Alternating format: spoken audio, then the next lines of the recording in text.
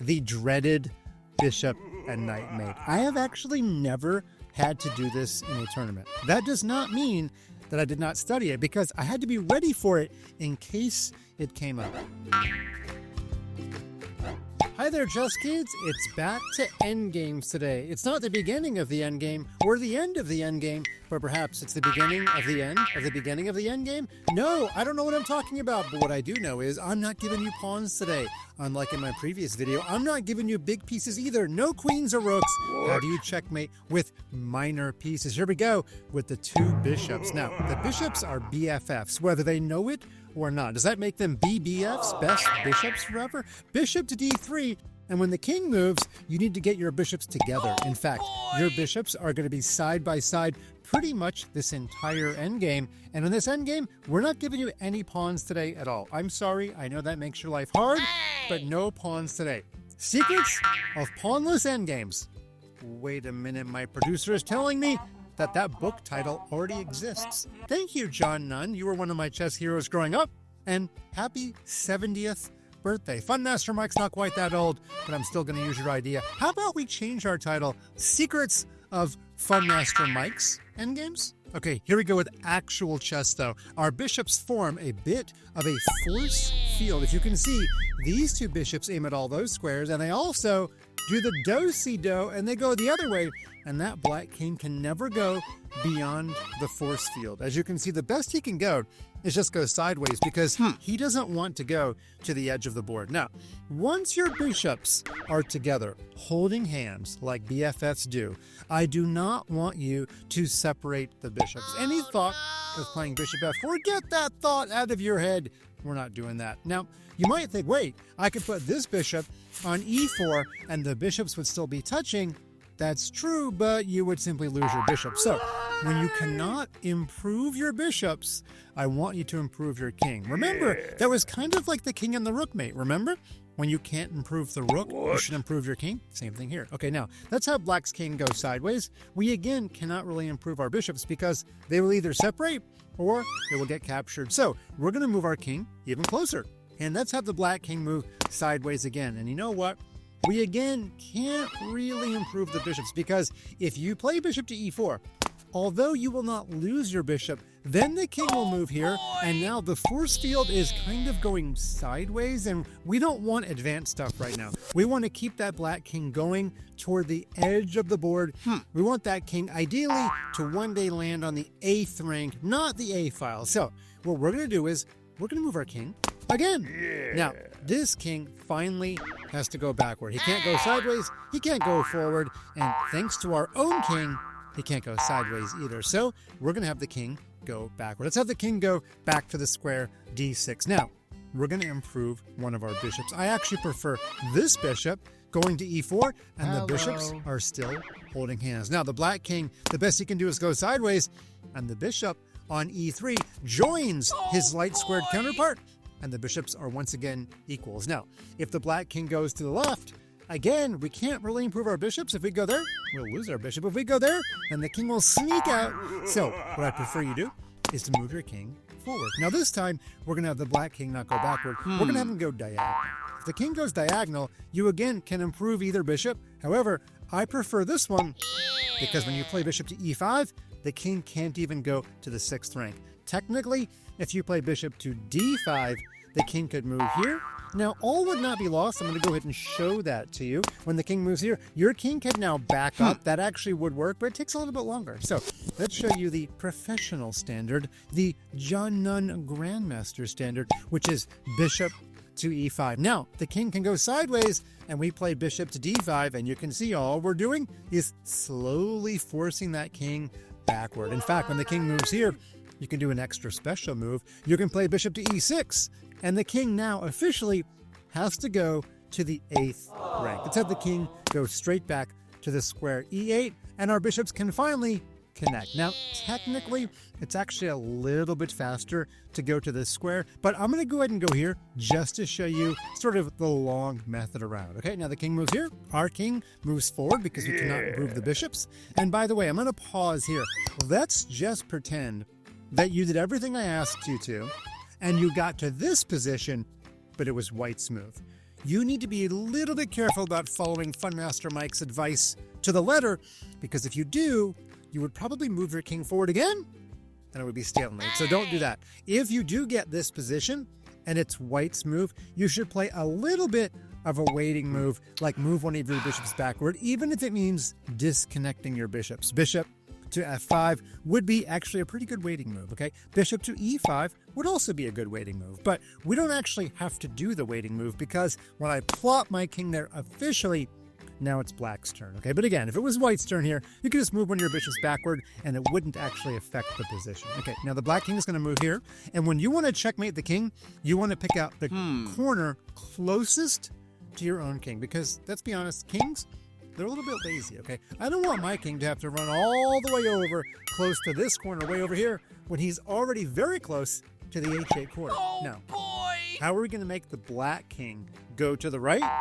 Well, we're going to prevent him from going to the left. So in this position, we need to guard the d8 square, but hold your horses. Or in this case, hold your bishops, because you don't have any horses. If you play bishop to e7, that would again be stalemate, okay? So chess kids, use some common sense here, okay? Watch out for stalemate. Stalemate or losing a bishop are pretty much the only two things that you could possibly do to prevent the win. So instead, let's bring our bishop the other way. And yes, you were right, chess kids, you don't have to email me. I know the bishops are now disconnected, but you only needed them connected up until the point where the black king got to the edge of the board. Now, we're going to plop our bishop there. The king cannot go left.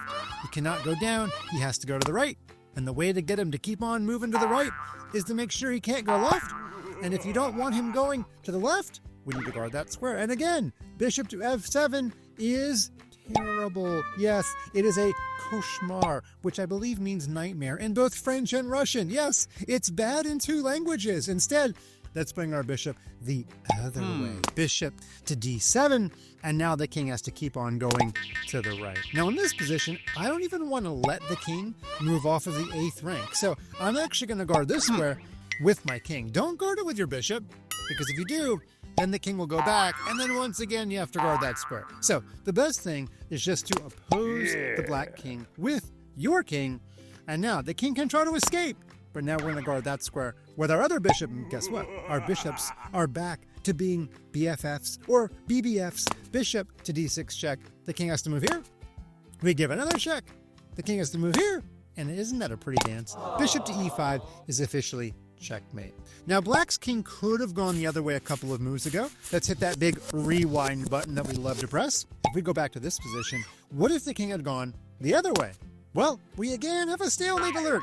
Don't play bishop to e6. It will be stalemate. Instead, what I want you to do is I want you to get ready for the king moving to g8 and go ahead and guard that square. We actually play the exact same move, bishop to d6. So just to review, in this position, if the king goes here or if he goes here, we're playing bishop to d6. King here, bishop to d6. King has to go back. And now this is actually the same position we've already seen. The bishops are once again BBFs, and it is a checkmate. Funmaster Mike, as always, is doing this without notes. Not because I'm smarter than you, but because I'm a much older man than you. And if you practice this 1,000 times, like I have, I bet you'll be much faster than me. You can actually go to the ChessKid website, to our workout section, and practice this exact checkmate. Now, we're going to move on. This was medium hard. Let's move on to hard. The bishop and knight mate. The dreaded bishop and knight mate. I have actually never had to do this in a tournament. That does not mean that I did not study it, because I had to be ready for it in case it came up. Isn't that just how life works? The one thing you don't prepare for is the one thing that you should have prepared for. And the one thing you did prepare for didn't end up happening. But I know one day, chess kids, I will have to do this checkmate. And you know what? I've had to teach this checkmate many, many times. So there you go. It actually kind of did come in handy. Now, a funny story, I've actually been on the worst side of this endgame twice.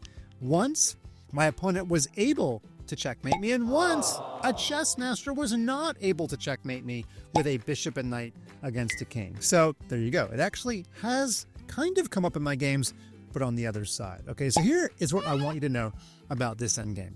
First of all, the checkmate will happen in the same color corner as your bishop. So right now, we have a light squared bishop. There are two light squared corners of the chessboard. The only way to force this checkmate is to make the black king go to one of those corners. We're going to pick this corner because I think it's a little bit easier to follow the king traveling across the top of the board rather than the king across the side of the board. But just know, in a game that you play, you may have to checkmate that king on the side or even on your side of the board. So just create a little bit of a mental challenge. But we're going to make things a little bit easy.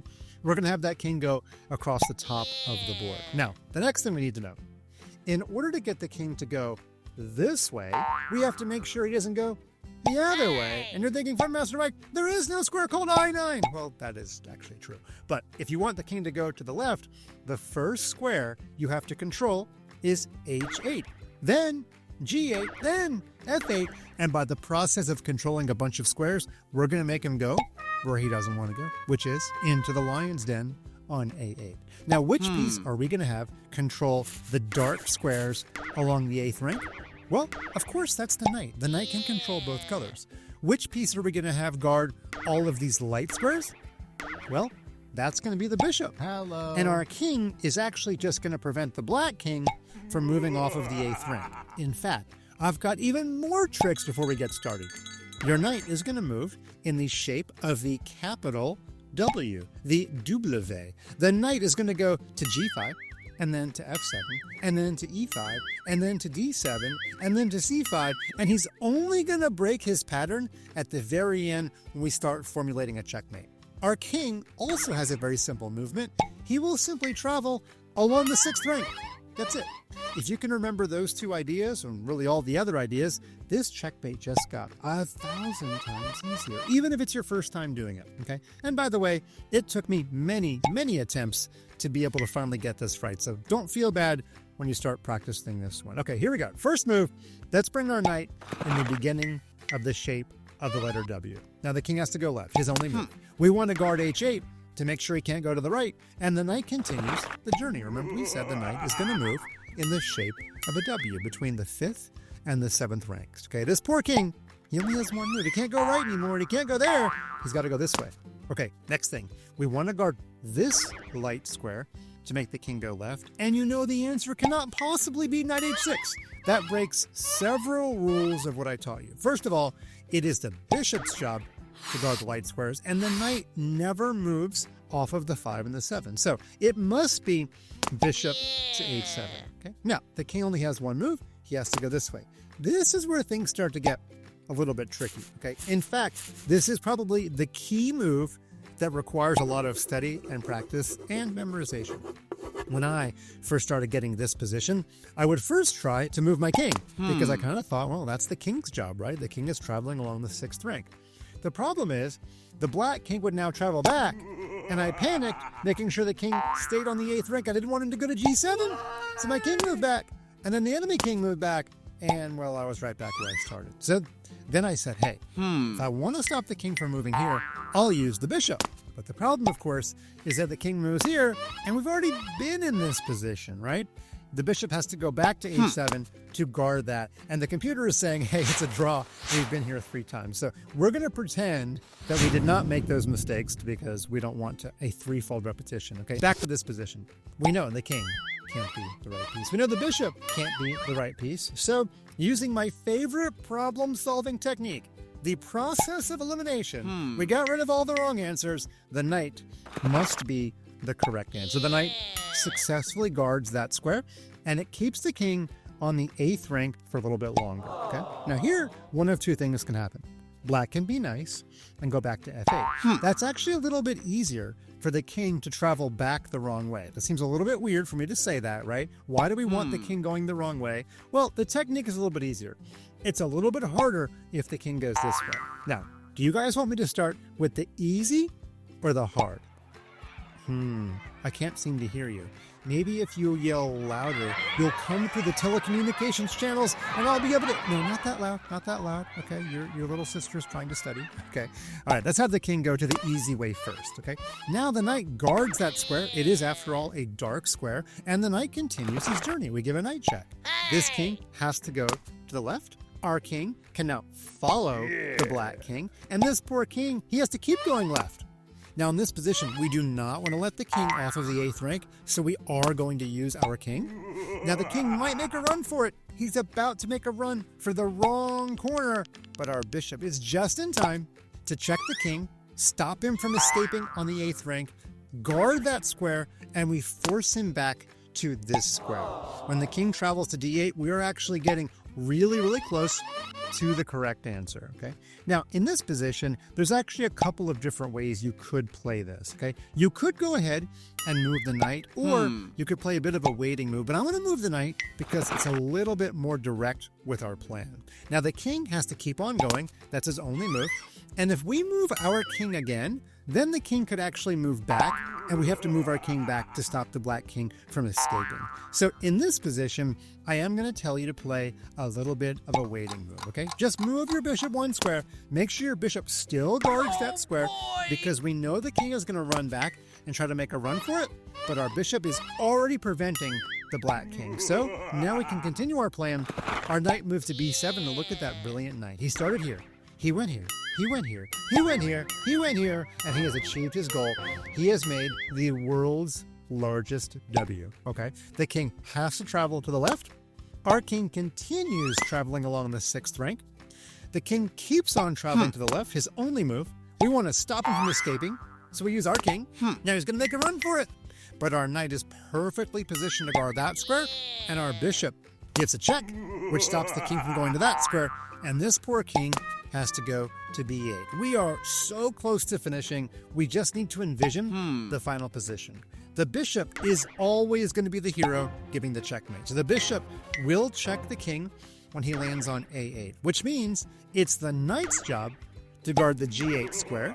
And now our knight has to break rank a little bit. He's going to go back the way he came, knight to c5. This poor king has to go over to a8. And the knight has to guard this square, but again, hold your horses. And this time, literally, I mean hold your horses. Hold up with that knight. If your knight travels to a6 right away, once again, that would be stalemate. What we need to do is play another high-class waiting move. Why do we call it a high-class waiting move? I don't know. Maybe it's gold-plated, okay? Our bishop can just travel to f5, basically doing nothing but passing the turn. The black king has to go to the right. Now our knight gets a check. Don't go this way. You'll block the bishop. You'll allow the king to escape after all that hard work. Instead, knight to a6. I realize he's not continuing his W. That's okay, though. It's in support of a higher cause. The higher cause being checkmate. Checkmate coming up in 3, 2, 1. Checkmate. That is how the checkmate will look in the bishop and knight checkmate. Here's what we're going to do. We're going to go back to the beginning. We're going to review the opening moves, and then we're going to look at the harder thing that black might try. So all the way back to the beginning in one touch, bam! Here we are, right back at the beginning. Remember, the knight travels in a W. We play knight to g5. The king has one move. We play knight f7, stopping the king from moving to the right. He has to go left. Now, we stop the king from moving to the right again. We play bishop h7. The king moves to e8, and we want to stop the king from moving here, and we actually use our knight. Remember, that might not have been your first thought, but that was the correct piece. And now we've arrived at probably the hardest part of this endgame. If the king travels to the right, we just studied that. But what if the king travels to the left? Chess kids, he is going to escape off of the 8th rank, but please press the don't panic button. If you have a don't panic button, now's a good time to go ahead and press it. The king is going to escape, but we're going to force him back to the 8th rank. And the way we're going to do that is I am going to copy what my chess teacher taught me. I think that's the sincerest form of flattery. And he taught me that in this position, you want to move the slowest to fastest. So, what's the slowest piece on the board? The king. What's the next slowest piece? The knight. What's the fastest? The bishop. We're going to move the king, knight, and bishop. And actually, it's pretty easy to figure out where they go because you're not going to break the pattern. Our king is only traveling sideways, so he's going to land on e6. The black king escapes. Now, our knight moves. And remember, our knight is always moving in a W. So our knight continues the W, and he moves to d7. I know it looks a little bit weird. I know it looks like the black king's escaping. But now our bishop enters the action. That is the fastest in our slowest to fastest trio. This king is about to escape down the board further to b5, but our bishop travels all the way back to d3, and we've formed a perfect cup of squares. This one, this one, this one, this one, and this one are all being attacked by white. The king is inside the cup, and I'm going to choose to look at that cup as half full. Now the black king has to go backward. Let's have him go to the square c7, and then our bishop makes the cup a little smaller, I guess. I don't know. Is the cup half full, 3/4 full? Who knows? But again, the black king can't go here, here, here, here, or here. He has to go backward again, and look at that. Like magic, we have forced him to the 8th rank. Let's have him go here. Now, our king seals him back on the 8th rank. He's going to make a run, but our bishop stops him. Bishop to g6 check. The king moves, and we've actually already been in this position, but let's finish it off so you can see the checkmate again. Our knight moves to the square c5. The king moves this way. This was the position where I taught you to play a little bit of a waiting move. Bishop to h5. Is it still a high-class waiting move? Yeah, I think so. Bishop to h5. The king moves. The knight attacks the dark square. The king moves. Our king continues traveling on the 6th rank. Black has to get close to the corner even though he doesn't want to go there. Our king goes to b6, sealing the king on the 8th rank and sealing his fate. The king moves to c8. Now our bishop gives a check at a very important time, stopping the king from escaping. King moves here, and now we have to envision that final checkmate. Remember, our knight wants to be on a6 to guard that square. Then our bishop goes back for the checkmate. So how do we route our knight to a6? We move our knight to alpha 8. No, just kidding. That doesn't exist. Instead, our knight moves to c5. The king moves. We hold our horses. Knight a6 would be stalemate. So we play a waiting move with our bishop. You can pretty much move it anywhere along this diagonal, except for the square c8. So let's move the bishop. I don't know. You can move it to this square if you want to get really close to his buddies. The king moves. Knight to a6 check. The king moves. And we have ourselves a very well-earned checkmate. I did not get this checkmate right, as I told you, in probably my first 10 or 20 attempts. So please practice it a lot. As far as how do you get the king to the edge of the board, that's kind of another skill set. So start with the black king on the edge of the board, but in the wrong corner, and see if you can get him to the correct corner and then checkmate. If you can do that, you've pretty much learned most of what you need to know, because it could come up when you least expect it. Okay, now we have one more pawnless endgame that I want you to learn. When you've got two knights versus a king, here's the deal. You can set up a checkmate, okay? If your opponent does not play well, he or she could fall into a checkmate, but it is not forced, and here's why.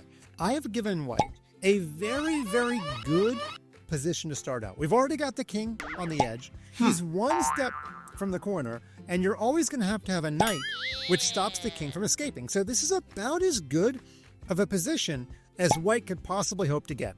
But here's the problem.